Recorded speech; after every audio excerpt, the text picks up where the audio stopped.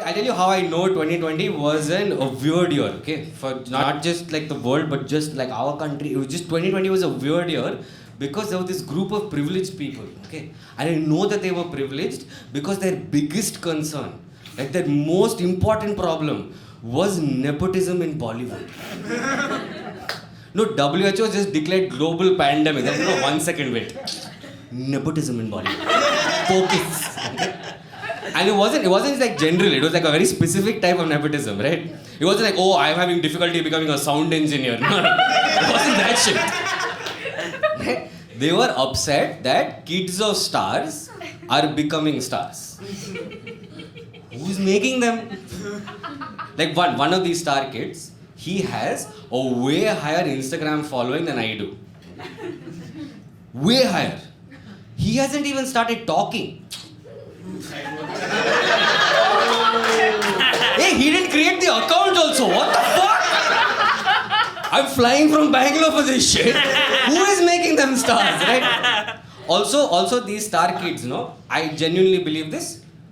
Let them. No, let them become rich. Let them become famous. Because there's one aspect of their life I don't want. And none of you want it either. Okay? I've thought about this. Okay? Just think about it. There's one aspect of their life that none of you want. Can you imagine growing up knowing that society at large, like everybody you know, like your school friends, your school teachers, your gardener, your driver, everybody in your life, jerks off to your parents. That's a tough life, guys. Can you imagine growing up, you type your mom's name into Google and Google's like auto-suggests hot bikini pics. Mama!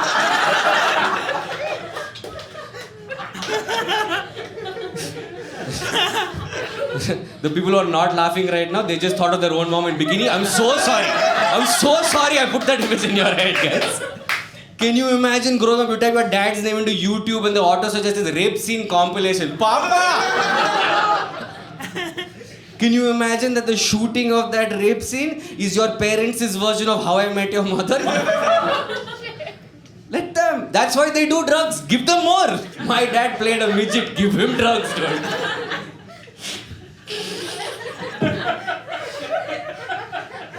And who, like this nonsense, right? Like nepotism exists in every industry. Which employee of Reliance, like, oh, if I work hard, I'll get the company. No. It's not how it works, right? I'll wait, ma'am. You take your time. Give one mic for her, no? Just save our recording. No, but like, who is the poster child for nepotism in this country? Yes, we all know this. Rahul Gandhi. We know this. Poor fellow, bro. What a tough life he has had. His uncle is famous for forcefully sterilizing people. Okay? Because of population, then died. How are you controlling population right now? Then his grandmother and father, as sitting prime ministers of the country, were assassinated. The fact that he can say one full sentence without drooling, I think it's an achievement, guys. It's not fair, bro. Also, that family understands offense on another level. Because allegedly, I said allegedly, okay? Allegedly, his uncle offended his grandmother, then plane crashed. I said allegedly. Said allegedly, no? Then grandmother offended some Sikhs, so some of them shot her. Then father offended some Tamilians, so some of them blew him up. And what did this man do? He took his 4-generation family business and made it an NGO. What a guy. Yeah, we'll clap one at a time, guys. She wins. What are you doing? You also have to get points, okay? You're not the only ones judging us. We're judging you too. No, but look, here's the thing. I think Rahul Gandhi can take jokes. Okay? I genuinely think he can take jokes because he takes questions, unlike somebody else. No, man. So after this group of people, they solved nepotism. Okay? So after they solved nepotism, their next biggest concern was jokes. Jokes. It wasn't like, forget vaccine, there was no ventilators or oxygen. It's like, no, 1 second, news channels, wait. jokes. I don't know if you guys remember, in July of 2020, 7 comedians were targeted for offending religious sentiments. 6 of them who live in Bombay were forced to pull their content down and put out apologies. The 7th, hi. They still don't know I don't live here, okay? For those of you who don't know, I did a bit. It's a 12-minute bit about religion in India. No, I want to clarify. I did it here. Okay? That H is for here, okay? I did it here. Like it's a comedy club. You come and watch, okay? I didn't gate crash a satsang with a megaphone and start screaming these jokes. No, like, come and watch, right? And then I took the recording of that show and I put it on my YouTube channel. I did not force anybody to watch it. So nobody did.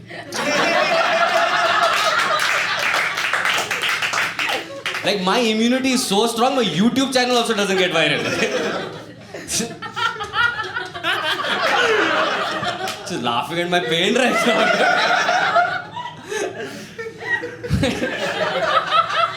But then, like 9 months after the video is not viral, in the middle of a viral pandemic, okay, one guy takes out like randomly 1 minute out of the video, puts her on Twitter, and people are like, oh my god.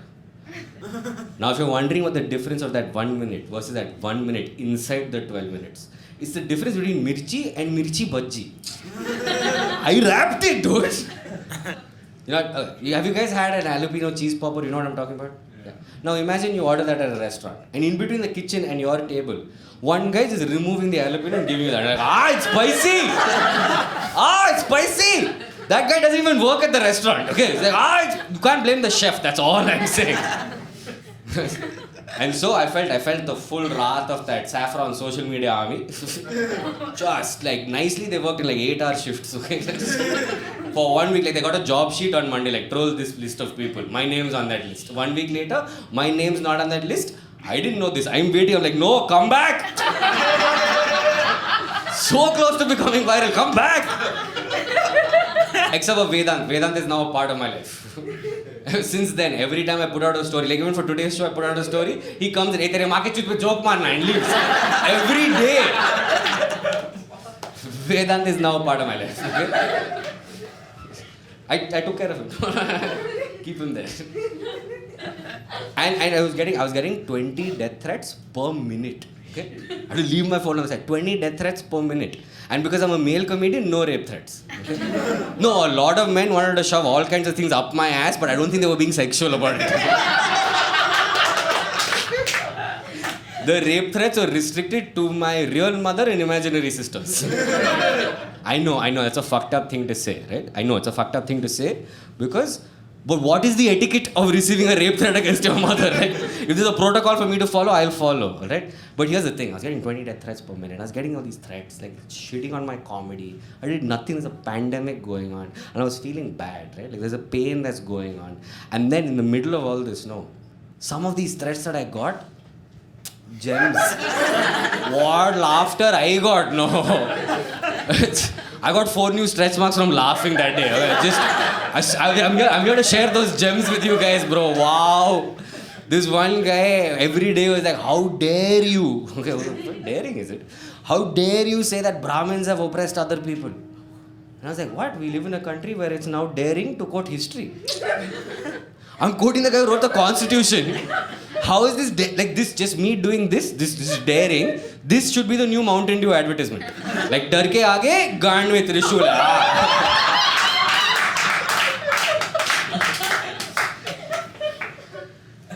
Sir, you get 100 points. Sir. He's laughing better than all of you. And you know what irritated me? This is what actually irritated me. His handle was OG Buddha. Hey, idiot. The original Buddha created a religion that removed the caste system. Right? If anything, this is offending my research sentiments now. So one other guy, every day he was sending me a message 3 times a day. He said, you go kill yourself. Every day. You go kill yourself. And I'm like, who is this lazy piece of shit? Who's trying to outsource my murder? To me. So I go to the profile, right? Go to the profile. For his bio, first line says feminist patriarch. Huh? What is the belief? I want all women to be equally subjugated. I don't know. I don't know what the ideology is. Next line underneath that is a quote. It's a quote which starts with the words "die religion." I'm like, fuck, this guy's serious. About what we don't know, but we'll figure it out. Okay? So go through his profile and he's damn upset. Yes, he's damn upset that his favorite political party. It's not a quiz contest, don't guess, then I have to get the editor to beep. His favorite political party. He's damn upset that these communist bastards are comparing his favorite political party with the Nazi regime. And then I was like, 1 second, wait. And I scrolled back up and I realized that's not die religion, that's de-religion. It's a German code. Hey, idiot. If you don't want to be compared with Germans, don't use German codes. That's an idea. Now I'm proofreading his bio. I checked the quote. It's a quote by Karl Marx, the father of communism. And you know which quote of Karl Marx? Where he says, religion is the drugs of the masses. Look, I have no shame in admitting that I am not creative enough to have made that crap up. Okay? This happened. I have screenshots to prove this shit. This idiot is telling me to go kill myself. Now guys, that video that I put out, it's still there. I need the views. 31 more views will come today. One by one I get views, guys. So, it's true, this is also going on YouTube only. What am I supposed to do? And it's there, okay? And if you think it's offensive, it's the right to think it's offensive, it's fine. But I think what he did was way more offensive than anything I've ever done in my life. His handle was, I am the real Sushant Singh Rajput. Okay, wait, no, in his defense it was, I am real Sushant Singh Rajput, 47. Because 46 people beat him to it. Like one original and 45 faster typers. But imagine mindfuck at 2 a.m. I get a DM from a celebrity who committed suicide telling me, you go kill yourself. For fucking hell?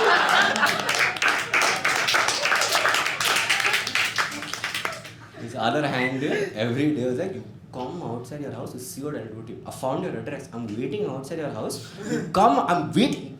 Come see what I'll do to you. So I went to that profile. And it was this really hot Instagram model.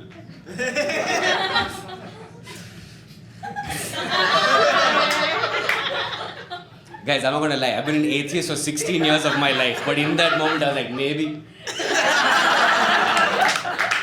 Maybe there is a God. Maybe she is my path to salvation. She is my road to enlightenment. She's outside the house also. I ran outside the house. She wasn't there. Just like God. Now I know who the atheists in the crowd and who are not. Blue team, get them. I couldn't help it, guys. I became an atheist at a very young age. I was like 13 or 14 when like I told my parents, you know, I have doubt. It was like as though I was coming out of the closet. And my mom's reaction was like, fuck, why couldn't you have been gay instead? Now we're dealing with an atheist in the house, fuck. And then my mom started crying, okay? She started crying. She's like, oh my God, he's become so cynical and jaded at such a young age. Started crying. She grabbed me by my shoulders and she's like, remember when you were 6 years old, you told us that you felt the presence of God? What happened to that? Remember that? You told us. 6 years old. You told us. What happened? Presence of you. What happened to that? I was like, no, I remember. Somebody opened the fridge behind me. I didn't realize. I was like, oh God. After like a couple of years, I was like, oh, why is God always near the fridge? Because of this, like, how dare you? You wanted to teach me a lesson. Dare you do atheist comment? You want to teach me a lesson. So I learned that there are 10 different spellings for Bhosadi. I don't know if you guys remember, there was this Netflix documentary about how Indians are damn good at spelling. It wasn't about these Indians. No, because they all genuinely believe that I have insulated their God. They mean insulted. Said insulated. And what is insulation? That is the prevention of intrusion of sound. So I have become their God's noise cancelling headphones. Just not letting their prayers through. I don't even know what they pray for. Discount on orange t-shirts. I don't know. They want me to quiet comedy. They mean quit. Just say quiet. Right? Okay, so in that video, please watch. But in that video, the ending of the thing is, I say that I think that God is the company Google.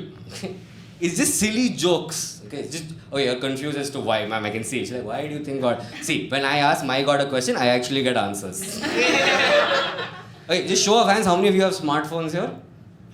Yeah. Do you have Google on your phones? Yeah. See, my Lord is everywhere.